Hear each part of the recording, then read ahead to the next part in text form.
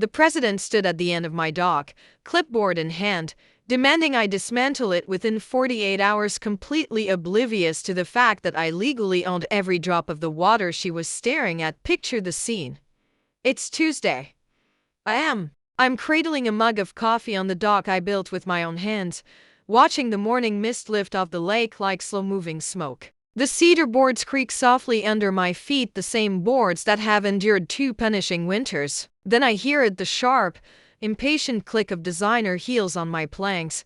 Here comes Brenda Thornfield, striding toward me like she's royalty. This monstrosity is dragging down our property values, she snaps, thrusting a stack of papers toward my face. You've got 48 hours to tear it down, or we'll take your house. My coffee suddenly tastes bitter. The crisp, pine-scented air feels colder. That dock was the last project my late wife, Sarah, and I dreamed up together before cancer took her.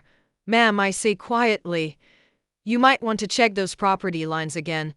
Little did she know I didn't just own this dock. I own the entire lake system. So tell me, what would you do if an HOA Karen tried to erase your late spouse's final wish? Share your most outrageous HOA nightmare in the comments. And by the way, where are you tuning in from? Isn't this insane? Let me rewind and explain how a grieving widower ended up controlling more water than SeaWorld. My name's Garrett Morrison. 2 years ago, I thought I was buying a quiet place to heal my heart. Instead, I bought myself a front row seat to war with the neighborhood's self-appointed queen. I'm 58. Recently retired after 3 decades designing bridges that stay up and water systems that actually work. 3 years back, cancer stole my wife, Sarah. We had 32 years together, gone in just 18 brutal months. Before she passed, we'd been planning our lakefront retirement home, sketching dock designs between chemo treatments. She made me promise I'd build it, even if she wasn't there to see it. You're too stubborn to let some lake beat you, she whispered in one of our last good weeks. So I kept my promise and moved to Millbrook Lake Estates, a postcard perfect community of 47 homes wrapped around a pristine 2-acre lake. Property values ran from $400,000 to $800,000. Doctors, small business owners, retired teachers, the kind of place where neighbors waved instead of calling code enforcement. Building that dock kept me sane. 6 months of meticulous engineering. Every permit properly filed, every bolt torqued exactly right. The county inspector even called it art disguised as infrastructure. Sarah would have loved the sunrise view from those hand-shaped cedar planks, smooth as silk under bare feet. Then came the Thornfields. Picture Brenda. If a real estate headshot came to life and decided to run your life. She's 52, with salon highlights that cost more than my monthly groceries, and a community leader's smile that makes sensible people check their wallets. She and her husband, Rick, who runs Thornfield Construction, specializing in overpriced mediocrity, bought the biggest home on the lake 3 years ago. A sprawling colonial that basically screamed, "My kitchen costs more than your car." Within 8 months, Brenda had charmed her way into the HOA presidency. The old board, mostly folks in their 70s who believed homeowners could manage their own land, resigned rather than fight her vision of excellence. Her first crusade, standardizing every waterfront structure to protect property values. Translation: every dock had to look the same and be built by, surprise, Thornfield Construction. I pulled out my permits, engineering reports, county approvals, every legitimate legal piece of paperwork. Brenda looked at them like a teacher examining a crayon drawing. "Permits don't override community standards, Mr. Morrison," she said, standing in my driveway with her clipboard of doom. Sunlight bounced off her oversized diamond ring as she gestured at my dock. "This industrial eyesore damages our aesthetic harmony." Industrial eyesore. My dock was handcrafted cedar with brass fittings, following the shoreline's natural curve like it had grown there. But Brenda preferred Rick's floating plastic platforms, triple the cost, half the craftsmanship, and coincidentally already installed at half the homes. She slapped me with a violation notice fluttering in the lake breeze, scented faintly of her department store perfume mixed with diesel fumes from Rick's overcompensating pickup. The fine, $500 per day if I didn't demolish it in 72 hours plus a lien against my house. Emergency community protection powers, she declared, like she'd just stepped off a cop show set. I stood there, gravel crunching under my boots, listening to this woman threaten the last physical link to my wife, the dock where I spoke to her memory every morning, where I'd scattered some of her ashes on our anniversary. Ma'am, I repeated quietly. You might want to double-check your authority on that. That night, I sat on my supposedly illegal dock, listening to the water slap gently against the posts. Somewhere across the lake, a loon called that wild, lonely sound that slices through all suburban nonsense. Sarah used to say, when bullies pick on engineers, they regret it. Time to pay the county records office a visit. The next morning, coffee in hand, I drove to the county assessor's office. One thing I learned in 30 years of engineering: when someone says you can't do something, check the blueprints first, argue later. Dolores Martinez has been behind that desk since the Reagan years. She knows every weird property case, every boundary dispute, every wait. Who actually owns this mystery? When I told her about Brenda's ultimatum, her eyes lit up like it was Christmas. Riparian rights, she murmured, reaching for her magnifying glass. Haven't seen that term in ages. Back in engineering school, a professor once told us, water rights are the Wild West of property law. Most people think owning lakefront property just means you own to the water's edge. But some old deeds grant riparian rights, meaning you can use the actual water for docks, boats, swimming, you name it. Turns out, my deed included exactly that. Not just to the water's edge, but up to the high water mark. This is interesting, Dolores said, pushing up her glasses. Mind if I dig deeper? 20 minutes later, she emerged from the back with a stack of musty folders like she'd just struck oil. Mr. Morrison, she said, spreading documents across the counter, your property has quite a history. And here's the kicker: I hadn't just inherited a house. I'd inherited water rights going back to 1923. When my great-uncle Theodore convinced the county to let him build a dam. Theodore, a flood control engineer, pitched it as a way to stop downstream flooding while creating a fishing spot for locals. And in the original agreement, he kept permanent water management authority. Driving home in a daze, I realized Brenda wasn't just wrong about my dock, she had zero legal control over anything I did with the lake. The irony was thick enough to slice with a boat propeller. That evening, I attended Brenda's emergency HOA meeting. The community center smelled like stale coffee and industrial carpet cleaner. 15 neighbors were there, most looking like they'd rather be anywhere else. Brenda had a PowerPoint titled "Protecting Our Investment, the Dock Crisis," and had dragged along her brother-in-law, a lawyer in a $1,000 suit who kept glancing at his Rolex. This non-compliant structure threatens our property values, Brenda declared, showing slides comparing my dock to collapsing, rusted piers from who knows where. We must act to preserve community standards. The lawyer nodded gravely. The HOA clearly has the authority to regulate waterfront structures.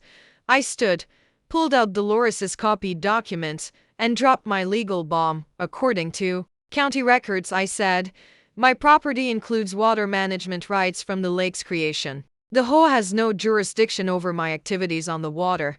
The room fell silent, the only sound the buzzing of fluorescent lights overhead. The lawyer's smugness evaporated instantly. That's impossible, Brenda snapped, her face flushing red. These papers must be outdated. Community covenants override individual rights. From the back, Margaret Morgan, a retired real estate attorney, spoke up. Actually, riparian rights usually predate HOAs and remain valid regardless of later agreements. You could almost see Brenda's blood pressure climbing. This is ridiculous. One selfish homeowner can't hold the community hostage. I'm not holding anyone hostage, I said evenly. I'm just exercising the rights you'd want to protect if they were yours. 2 board members apologized for the rushed violation notice. Brenda? She doubled down. We're hiring a real attorney to challenge these bogus documents. This community will not be bullied by outdated technicalities. As I walked to my truck, Margaret appeared beside me. Garrett, she said quietly, I helped research this HOA's formation 15 years ago. I think there are issues with their original paperwork. driving home under the stars. I knew this was only the beginning. 3 days later, Brenda came at me like a freight train. She called an emergency Saturday meeting, complete with glossy flyers that probably cost more than my power bill. The headline blared, "Protecting Millbrook Lake from Legal Manipulation and Property Value Destruction." The community center was packed. Brenda had turned it into her courtroom, with her lawyer set up at a folding table like he was presiding over the Spanish Inquisition. "Ladies and gentlemen," Brenda began, clicking through slides of my doc alongside photos of rusted ruins, "we face an unprecedented threat. One homeowner is using fabricated documents to bypass HOA authority." Fabricated documents. My engineer's blood started to boil. Her lawyer nodded gravely. "These supposed riparian rights are outdated technicalities with no place in modern governance. The HOA has full authority." That's when I realized Brenda had made a fatal mistake. She hadn't actually researched the law. The next morning, with fresh coffee and a growing suspicion that my great-uncle Theodore had been a brilliant schemer, I headed back to Dolores's desk. "I need to know everything about how this lake system came to be," I told her. "Maps, contracts, engineering reports, anything you've got." Dolores disappeared into the archives like a detective with a personal vendetta. An hour later, she returned carrying stacks of folders so heavy they could double as doorstops, her eyes gleaming with the thrill only a seasoned bureaucrat gets from unearthing buried paperwork. "Your great-uncle Theodore," she began, fanning out century-old maps across the counter, "wasn't just building a dam. He was solving the county's entire flood crisis." The documents told a remarkable story. In 1923, spring floods were wrecking 3 downstream townships every year. Theodore pitched a bold plan: dam Millbrook Creek, create a series of retention lakes, and add overflow channels to control seasonal water surges. The county, desperate for a solution, gave him practically unlimited authority. The agreement granted him permanent water management rights for every tributary and waterway within the township. It wasn't just about owning the lake. Theodore held dominion over every creek, stream, and drainage ditch feeding the entire watershed. "But that's not even the best part," Dolores said with the sly grin of someone who'd been saving a showstopper. She pulled out decades-old payment ledgers. The county had been quietly depositing annual water management fees into a trust fund, a fund I had no idea existed. Current balance with interest, 847,000. I stared at the number while my coffee went cold. Brenda was threatening me with 50 a day. Fines over rights worth nearly $1 million. That evening, Margaret Morgan took a seat at my kitchen table armed with reading glasses, legal pads, and the predatory focus of an attorney who'd caught the scent of blood. She pored over Theodore's contracts under my lamp. "This is extraordinary," she murmured. "Your great-uncle essentially became a private utility provider. These rights don't just override the HOA, they override almost everything." "Margaret," I asked, "what happens if an HOA's been operating outside its legal authority?" Her face lit up like she'd just cracked a delicious puzzle. "If they've been charging fees for water access they don't control, issuing permits they can't legally issue." She trailed off, scribbling numbers. "We need to see their incorporation documents right away. If they didn't research existing water rights, their entire foundation might be illegal." The next night, I attended Brenda's follow-up community unity meeting, her attempt to rally support after last week's legal shockwave. This time, I came ready. When she opened the floor, I stood with a manila folder holding Theodore's agreements. "Mrs. Thornfield," I began casually, "before we talk dock regulations, I'm curious, did the HOA get water rights approval when it was formed 15 years ago?" The room went silent. Brenda's confident smile faltered. "That's irrelevant," she stammered. "We're discussing current standards." "Actually," I continued, "since the HOA's been charging homeowners water access fees, I'm assuming you have proof of those rights." Her lawyer brother-in-law suddenly found his briefcase fascinating. 3 board members traded uneasy looks.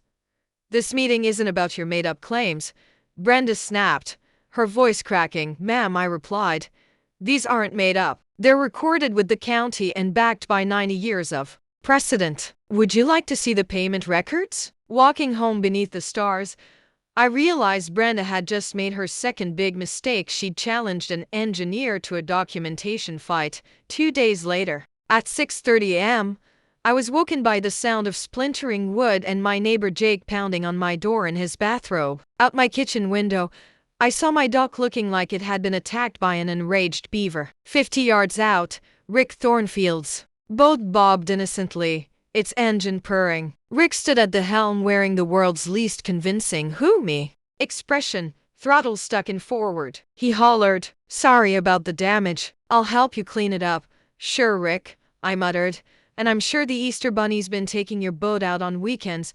I walked down barefoot to inspect the wreckage, every splinter finding my toes like some cruel game of hopscotch. Diesel fumes mixed with lake water and decades of pride now floating in shards. Of all the spots he could have hit, he'd destroyed the one corner where Sarah and I had planned a memorial bench. In engineering, you learn to spot patterns. When someone threatens your property on Monday and accidentally destroys it on Wednesday, that's not a coincidence, it's calculated stupidity.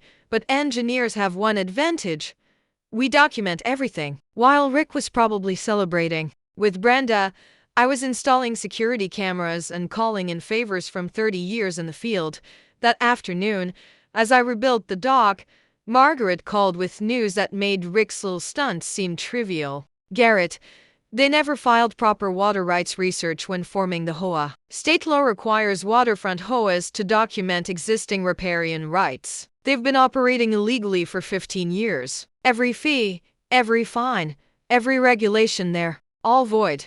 As she spoke, Rick's boat cruised past again, this time with Brenda aboard like a smug Cleopatra. They circled close enough for her perfume to compete with the exhaust fumes. She studied my repairs like a general planning the next attack. That night, my insurance company called. Rick had already filed a wildly fictional incident report, painting himself as a hero battling a rogue throttle, but they'd miscalculated. They thought I was some grieving widower who'd fold under pressure. No one had warned them that angering an engineer is like jabbing a sleeping dragon.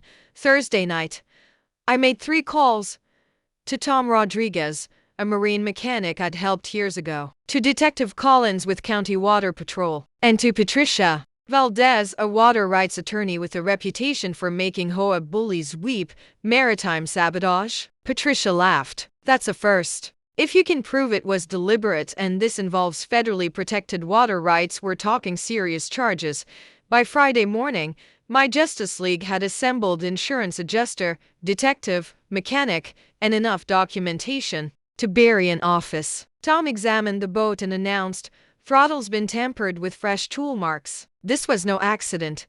The detective took photos. "Mr. Morrison, we'll be filing charges for criminal mischief, insurance fraud, and destruction of protected property." That afternoon, deputies arrived for Rick with handcuffs. By nightfall, the neighborhood buzzed with gossip, and Brenda was learning that married to a felon wasn't part of her image plan. That weekend, Margaret and I turned my kitchen table into command central. She opened a folder labeled Morrison Water Trust and whispered, "Sweet Jesus on a bicycle." Inside were county records that smelled like dust, ink, and forgotten power. Theodore hadn't just built a fishing lake, he'd engineered himself into being the unofficial water baron of half the county. His 1923 agreement gave him and now me exclusive control over water distribution within the watershed. Translation: I didn't just own a lake. I owned the water supply for 15,000 people. Margaret laid out decades of ledgers. The county had been depositing annual fees since 1950. Current total, $847,000 plus decades of interest. The kicker? The developers of Millbrook Lake Estates in 2009 had never researched existing water rights. The HOA had been acting like it owned the lake without owning a single legal drop. Every dock permit, regulation, and fee they'd issued was meaningless. I had authority over the entire watershed: lake, tributaries, creeks, environmental oversight, municipal intakes, the kind of power some small cities don't have. And if the HOA has been operating without legal rights, their insurance could be worthless. The community could demand refunds for every project Rick pushed through.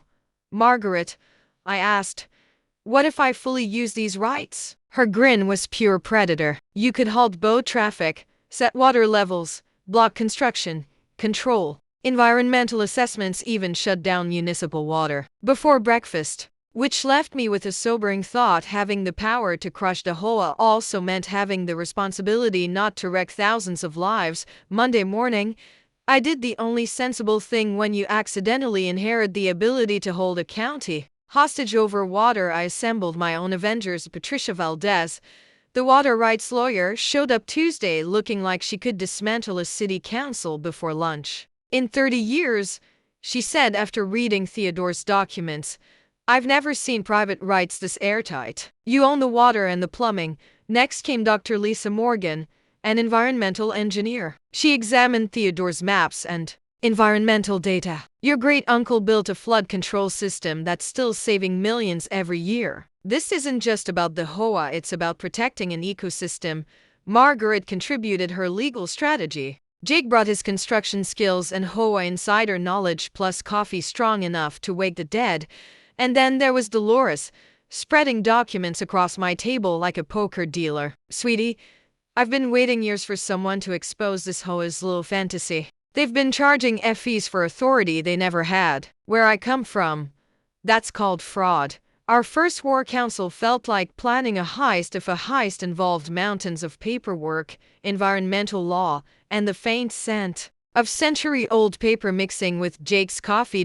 As we mapped out Brenda's legal collapse, Patricia rolled out what she called our nuclear options. Your water rights, she began, don't just outrank the HOA, they outrank nearly everything: federal environmental statutes, state utility laws, municipal codes. All of them take a back seat to old water management agreements. Here's a fact they never put in homeowner handbooks: if you inherit land with historic utility rights, you also inherit something lawyers fondly dub successor liability. Translation: you're now responsible for keeping up infrastructure entire towns rely on. Imagine inheriting your grandfather's place only to find the city's main electrical hub in the basement. Dr. Morgan's environmental report hit like a mixed blessing. The good news: Theodore's engineering still held up. The bad? The dam system needed $2.3 million in upgrades within 5 years. The county had set aside a mere $400,000,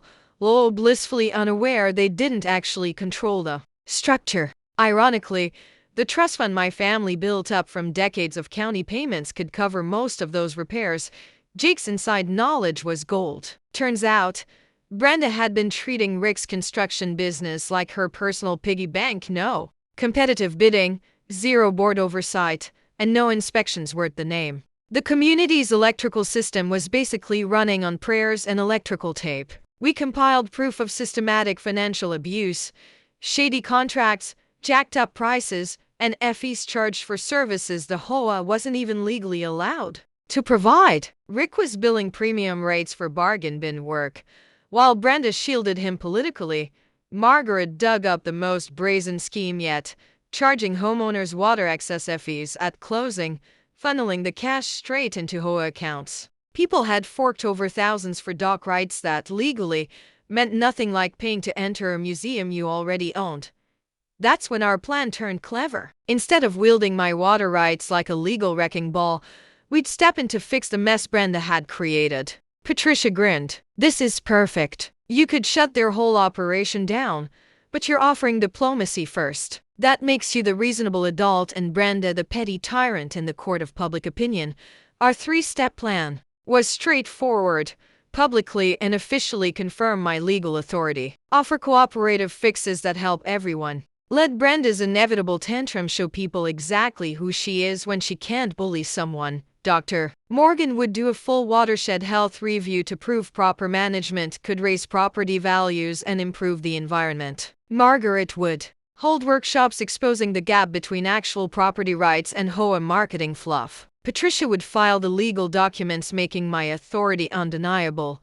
One prediction: Jake smirked. When Brenda figures out she's been outplayed by real legal power, the meltdown will be epic. Time for this community to learn the difference between leadership and a clipboard bully.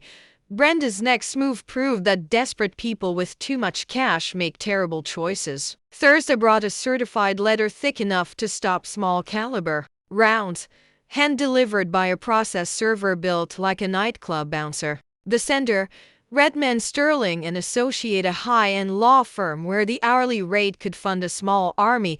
The letter was a masterclass in intimidation wrapped in polished legalese. I was accused of fabricating documents, conspiring to steal community funds, and my personal favorite, exploiting grief-driven mental instability to bypass legitimate governance. Apparently, Sarah's death had wrecked my mind so thoroughly I could no longer tell real property rights from fantasy. Widowhood, it seemed, automatically rendered me legally incompetent. Their demands: rip out the dog, cough up $47,000 in fines and fees, and issue a public apology for destabilizing the community. Deadline: 72 hours, or they'd file federal fraud charges. I was still admiring the creativity of their legal theory when Patricia called, laughing so hard she could barely breathe. "Garrett," she gasped, "their lead attorney just called about settling before even looking at your files." When I mentioned federal water rights and 90 years of county payments, he went dead silent for half a minute. Then he asked if we'd take a nuisance settlement to avoid a pricey lawsuit. But Brenda wasn't done. That afternoon, she went nuclear on social media like a seasoned political smear artist. Facebook rants, neighborhood up essays, even a slick YouTube video shot in her kitchen with lighting that probably cost more than my truck. "To my fellow residents," she said to the camera, wearing the practiced sincerity of a telemarketer, "we face an unprecedented threat: someone exploiting personal tragedy to steal community assets. This man is clearly suffering from grief-related mental health issues, and we must protect ourselves from those who'd twist our compassion." Jake sent me screenshots from the neighborhood Facebook group. Conspiracy theories were flying. One claimed I was in an organized crime ring that specialized in hostile HOA takeovers. Another insisted Patricia and I were lovers running an insurance scam. It was priceless entertainment, but Brenda made a fatal mistake. She forgot that some neighbors could actually think. Margaret's quiet, fact-based property rights sessions were gaining steam. What started as casual coffee chats had turned into standing room-only meetings. Homeowners were realizing just how little legal power HOAs truly had and how much they pretended to. Then came the twist. Dr. Morgan's official watershed report arrived on county letterhead. It documented that Theodore's flood control system had prevented an estimated $47 million in downstream damage over 9 decades and still protected thousands of homes each spring. The county engineer's office sent me a letter formally recognizing my inherited authority and asking to meet about joint maintenance planning. Brenda's next blunder was phoning the state environmental agency to accuse me of illegally manipulating public water for profit. The inspector they sent, Sarah Delgado, looked like nature herself had trained her to crush time wasters. After 4 hours of inspection, she declared, "This is the best private water management system I've seen in 20 years. Whoever maintains it deserves recognition, not investigation." When she found out Brenda had filed a fake emergency report, her voice went icy. "Ma'am, false environmental emergencies are serious crimes. Our legal department will be contacting you."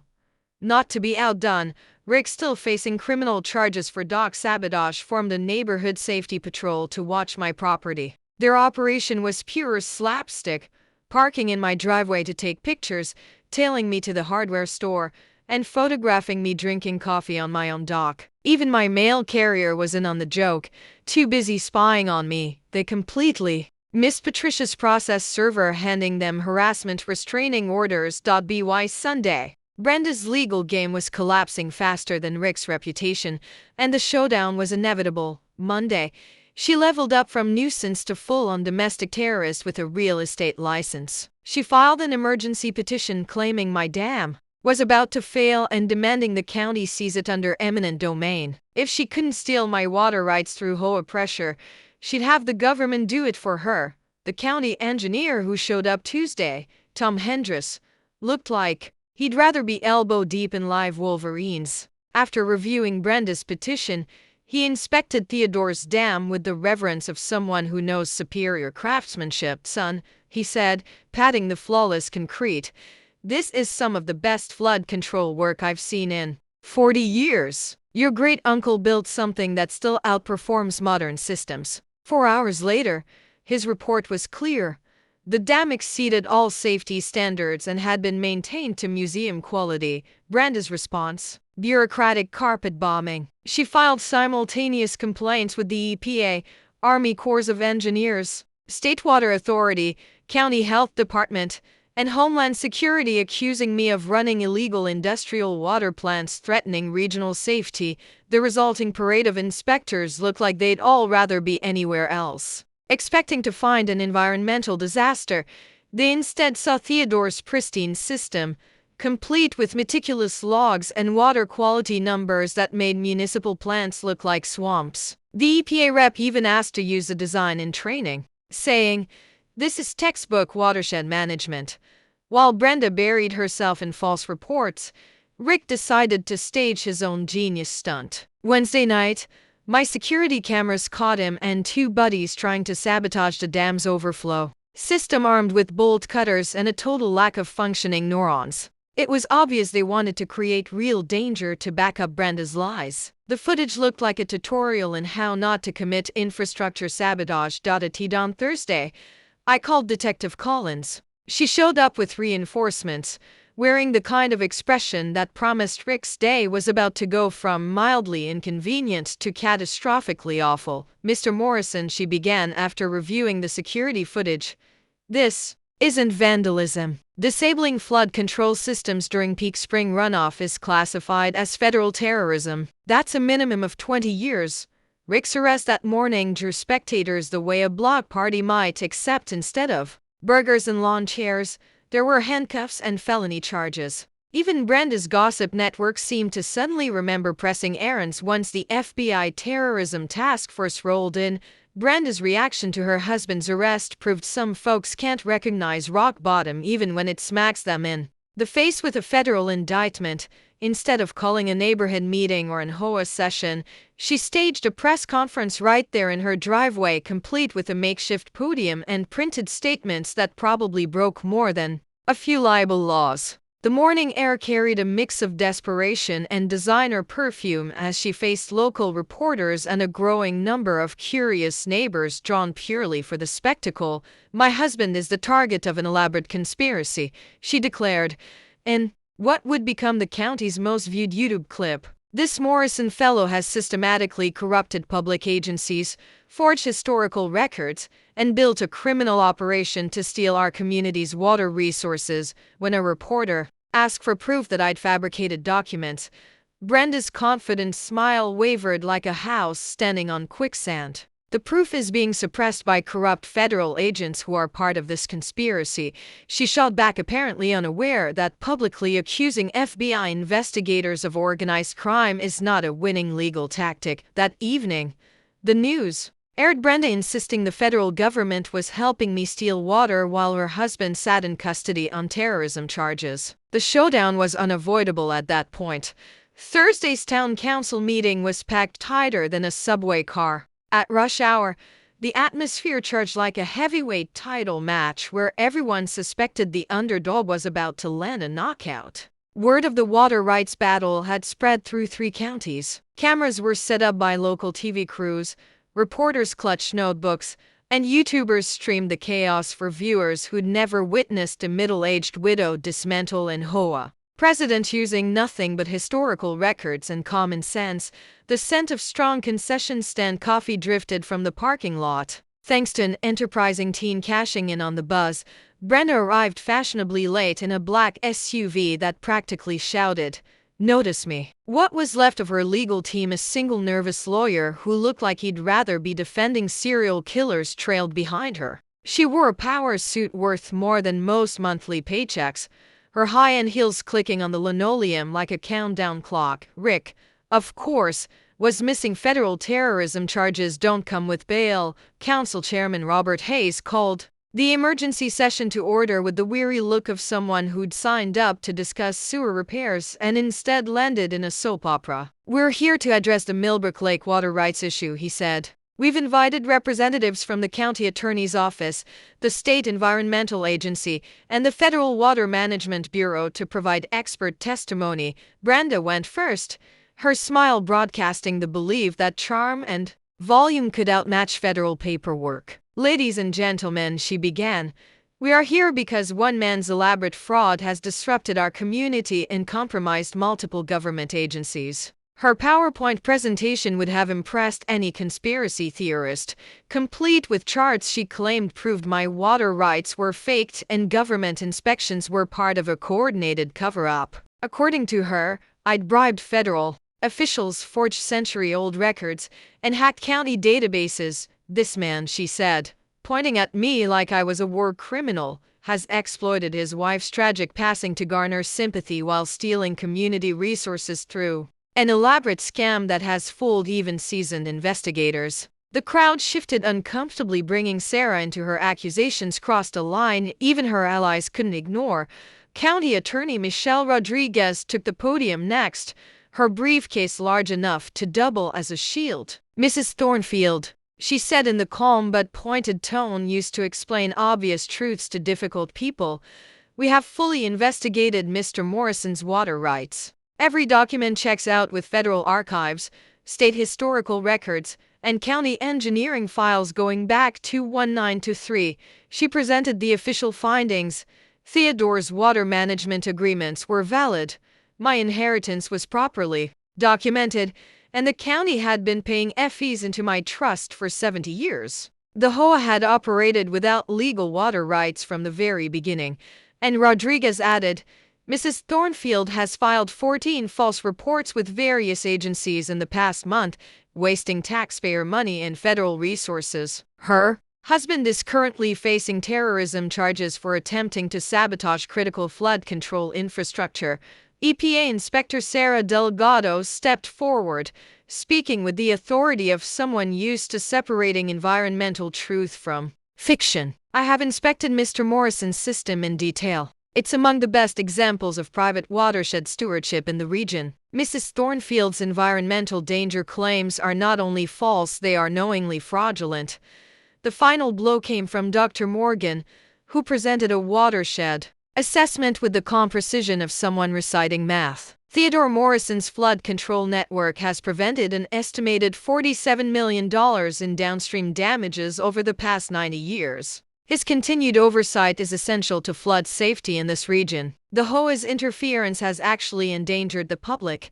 When the chairman asked if I wanted to respond, I walked to the podium carrying a single manila folder. The room went silent except for the hum of cameras. "Folks," I began, "I never wanted any of this. I just wanted to maintain the dock my wife helped design." But when Mrs. Thornfield turned grief into a weapon and harassment into sport, I had no choice but to defend rights I didn't even know I had. I opened the folder and showed the county's official recognition of my water management authority. "This isn't about revenge or control, it's about responsibility. I inherited the duty to protect the system that keeps your home safe from flooding, and I take that seriously." The applause was so loud and long the chairman had to bang for order. Brenda sat frozen, her trademark smile snuffed out like a candle in a storm. 6 months later, the change was so dramatic it felt like we'd stumbled into an alternate reality where HOAs actually served communities. Rick was serving 18 months in federal prison, learning that orange jumpsuits clash with every skin tone and that terrorism charges don't come with early parole. Brenda sold her house at a loss and vanished to torment another neighborhood several states away.